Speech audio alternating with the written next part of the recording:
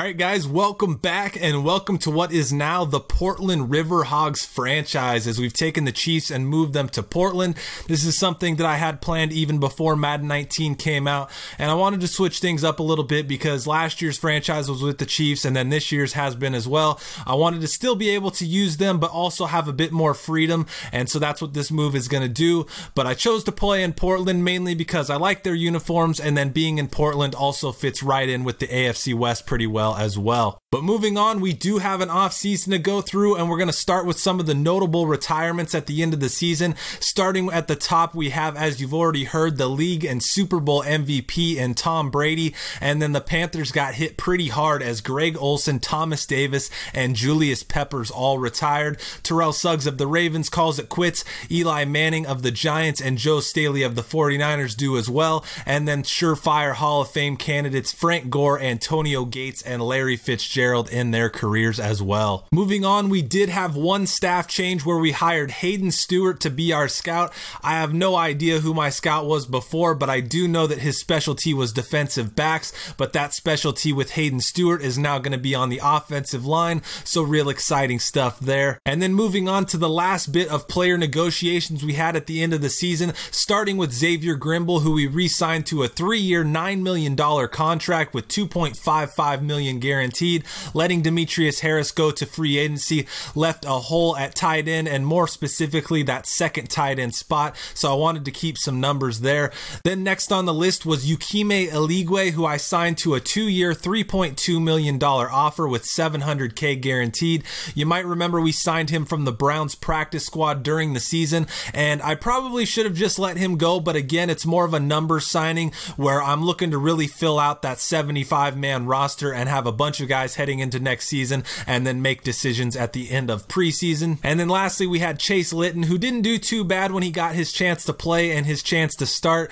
You have to understand that you can only get so much out of players that have this low of an overall, but we hooked him up with a 1-year, $2 million deal with $350K of that guaranteed, so another number signing here without too much financial obligation. But that brings us to our first big stage of the off season, which is going to be free agency. And as we take a look at the free agent pool that we had to work with, as you can see, it just isn't really that great. There's some decent players at the top there, but just not a whole lot of exciting players in terms of either positions that we need or scheme fits. You saw Trevor Williams there at the top as the #1 free agent, and I actually ended up making a run at him and offered him a 5-year, $51.3 million deal with $21.5 million guaranteed, but he did end up rejecting that. But coming to Portland after the first stage of free agency is going to be an old friend in wide receiver Albert Wilson. Wilson came into the league as an undrafted free agent for the Chiefs and was on their team from 2014 to 2017, but spent this past season with Miami. Right now, he fits into the hole left by Chris Conley hitting free agency, more into that wide receiver 3 role. I don't know if he fits into that slot role yet or if I'll still be keeping Tyreek Hill there. We'll have to see how the rest of the offseason goes. And then also joining the roster is going to be tight end Ricky Seals-Jones, who comes over from Arizona and fills the hole left by Demetrius Harris hitting free agency, and somewhat rounds out the tight end position with Kelsey being the 1, Ricky Seals-Jones being the 2, and then Xavier Grimble being the 3. As we advance to stage 2, we start with our biggest free agent signing of the offseason in cornerback Ken Crawley. Crawley spent his first 3 seasons with the Saints and looks to move into a starting role on the opposite side of Kendall Fuller in base personnel and opposite Steven Nelson in nickel and dime situations. This move was more of a reactionary move to being rejected by Trevor Williams. I knew I was going to go after a corner, and I really wanted to get Williams, who was the first option. Crawley isn't as good, but he is still better than Orlando Scandrick, who we had last season, so still an upgrade there. And then also signed in stage 2 was Marquez Williams, who is a fullback and basically just signed to have a body at that position. I don't use the fullback too much, but I still wanted to have something there just in case.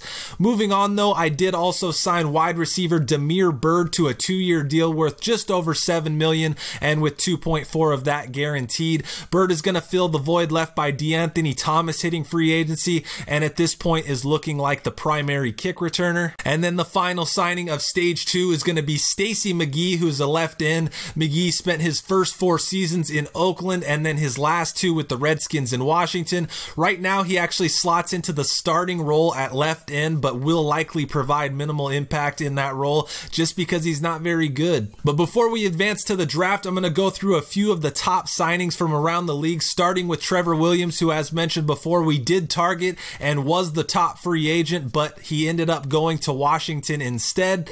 Jonathan Hankins, who was also an 85 overall along with Williams, ended up heading to Miami after playing one season for the Raiders, and he gives the Dolphins a big body and some veteran presence in the trenches. After being selected 28th overall in 2011 and spending 8 years in New Orleans, Mark Ingram has moved on to a division rival no less, as he heads to the Buccaneers to become their starting running back and leaves Alvin Kamara to carry the full load for the Saints.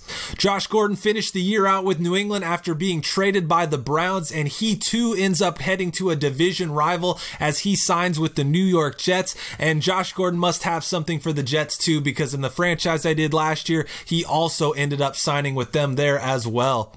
And then lastly, we have Tyrod Taylor, who spends the year as the Browns starter, leads them to the playoffs, but after a first-round exit, they'll be moving forward with number 1 overall pick Baker Mayfield, and Tyrod Taylor returns to Buffalo to take back the starting job from first-round pick Josh Allen. So not a move that really showcases free agency logic there, but that's going to be the way it goes. And then before we get to the draft, I'm going to run through the offseason draft stories and scouting that was done real quick, starting with a Super Bowl week tweet from Todd McShay that says, "Best thing to say about Blair Schlotteroff's injury is that it's a sign he's working hard in the offseason, and he's a guy that we already scouted and have had on the draft board from earlier this season." But moving on to the offseason stage 2, where we had another tweet from McShay which reads, "Fry looks like a different guy than he was at the end of the Tennessee season, put on a ton of weight." And then lastly here during stage 3, we had a bunch of tweets starting with McShay that says, "Malcolm Cox staying in school, that's something we hear less and less every year." Then also one from Mark Schlereth that says, "Cole Bacon has everything you want in an offensive lineman. Size, strength, and footwork were on display at his pro day." And then Peter Schrager says, "Steven Birch has become a rising star on a lot of teams' draft boards, no longer flying under the radar." And then lastly, one more from McShay which reads, "If Russell McCoo was looking to make pro day his big moment, he didn't quite pull it off." So moving to the scouting that was done starting in the Super Bowl week, I added a couple of decent looking receivers to the board in Long Winborn and Derwin Durham. Then I also added a tight end in Lamar Henry, but this was actually before I hit free agency and kind of shored up that spot. And then in anticipation of Dustin Colquitt possibly retiring, I scouted a punter in Jimmy Ornstein and added him to the board. Moving to offseason stage 2, I added David Fry, who is the running back you just heard Todd McShay say had put on a ton of weight, as well as Curry Petway, who is a mid to late round quarterback prospect and potential backup candidate if he was to be selected. And then stage 3 is where we had a lot of the storyline players come back into the fold. Malcolm Cox was the receiver that it said was staying in school. Russell McCoo was the corner who McShay said didn't have a good pro day. Earl Turnbull was a player who had a story in week 5. In week 5 that stated he had serious business aspirations, so much so that he was giving up football. And then Steven Birch was just mentioned as being a rising star on a lot of teams' draft boards. And then lastly, Jamal Gardner is a wide receiver who also had a draft story earlier in this season where he disappeared from the scouting board due to an injury. And then this is the last bit of scouting prior to the draft, where I added a pass rushing linebacker as well as a pair of running backs to the board, and then again there with a punter as a potential late round flyer. So as we enter the draft, I had the 16th overall pick after finishing with an 8-8 record, and I'm going to show you what was on the board at the time of the pick, because in my opinion, it wasn't really a whole lot. A lot of first round projections, but a ton of red gems and not really any first round true talent. And after seeing this, I looked at the possibility of trading out of the first round, or at least trading back, but the offers that were on the table just weren't anything that was that great. So with the 16th overall pick in the draft, we selected DeAndre McCray, a strong safety out of San Jose State, who you might remember was this year's Heisman winner, according to the draft stories. Now, I currently have Eric Berry at strong safety, but that second strong safety spot is one that sees a lot of field time in nickel and dime formations, and McCray is going to be a big upgrade over what I had there last season in Eric Murray and Jordan Lucas. It does classify as a reach, but I think with what was available, that was going to be kind of hard to avoid. But then moving on to the next round, where where we had 2 picks, starting with the 16th pick in the second round, which was used to select Jatavis Spearman, another safety, but this time at free safety, another small school product out of Eastern Michigan, and another reach. But again, with the way my team needs were and how this draft class was, I think that was to kind of be expected. Despite that fact, though, Spearman immediately slots into a starting role that Ron Parker vacated, and then our other second round pick, which came from the Rams in the Marcus Peters trade, was used to select Long Winborn, a wide receiver out of TCU, and here we have our first good pick based on the feedback at least. Winborn is a big target at 6'4", and his possession archetype is seen in his ratings where he's a good short and medium route runner and has good hands, but in terms of being a deep threat, he lacks top end speed and the ability to make the spectacular catch, and this pick makes for an interesting situation with free agent acquisition Albert Wilson. So we move forward 20 picks into our third round choice, and with the 80th overall pick, the Portland Riverhogs select Jose Lopez, center, Utah. And despite him being ranked 115 in true talent and being taken at number 80 overall, it does say that it's a good pick, and that likely has to do with that star dev trait.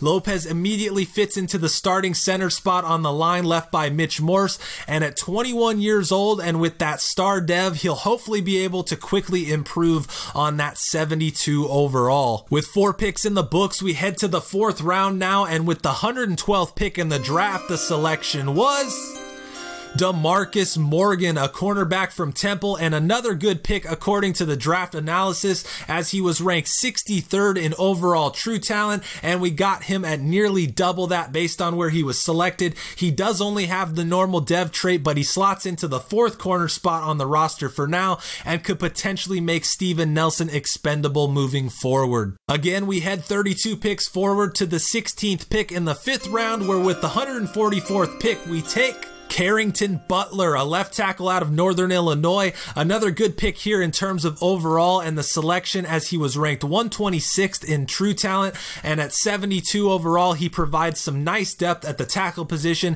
and likely fits into that backup swing tackle role, and he is a good pass protector but is not good in the run game at all. So as we close in on the end of the draft with our second to last pick and the 176 overall, the pick is Derek Reisner, another offensive lineman at left guard, and another good pick based on the analysis. Reisner comes out of Florida State and is a 71 overall, but only has the normal dev trait. The interesting thing here is that left guard was actually the weakest position on my roster coming into the draft, and Reisner actually currently slots into the starting role as of right now. And then for the final pick of the draft, we move forward to pick 208, which was used to select Kirkland Hebert, a fullback out of Louisville, and at 71 overall, he's an immediate upgrade over free agent signee Marquez Williams. He's not much of a blocker, but he's likely going to be able to do some things that we couldn't really do with Anthony Sherman last season. But that caps off the draft, and similar to free agency, I'm going to run you through some of the picks made by other teams, starting with the first overall pick, which was left tackle Jeff Clark.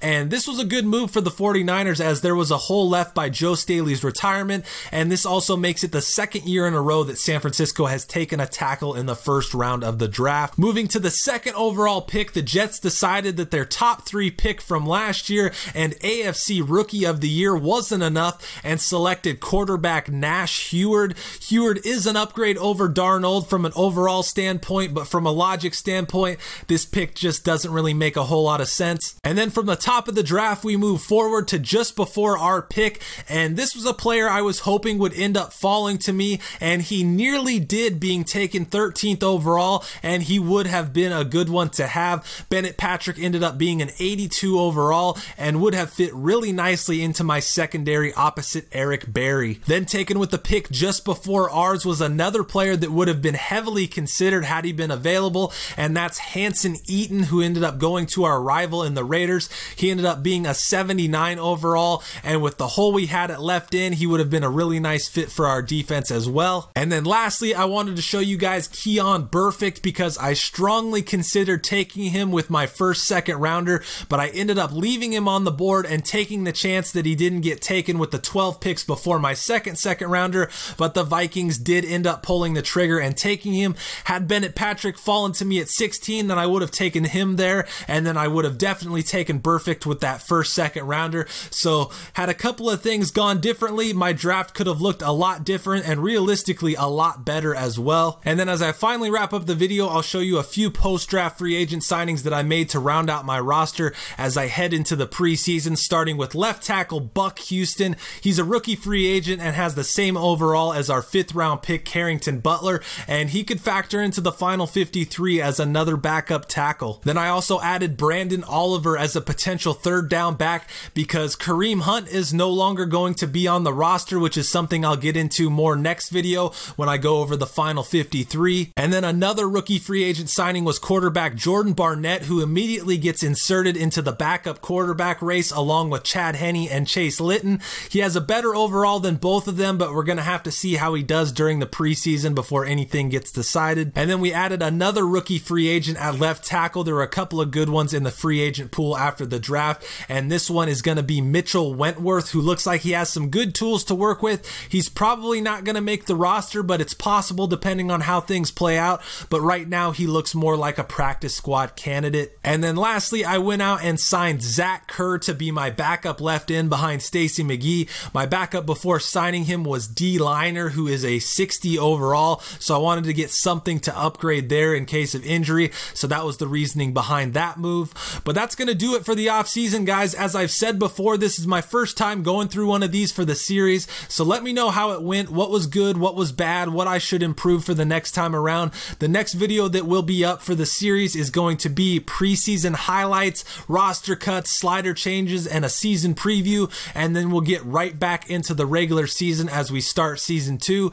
I hope you guys enjoyed this video and are continuing to enjoy the series. If the relocation ruined it or made it less enjoyable, I apologize, but that's what we're going to be doing moving forward, and I appreciate those who will stick with it despite the changes. But like I said, that's going to do it here, so until next time, thanks for watching.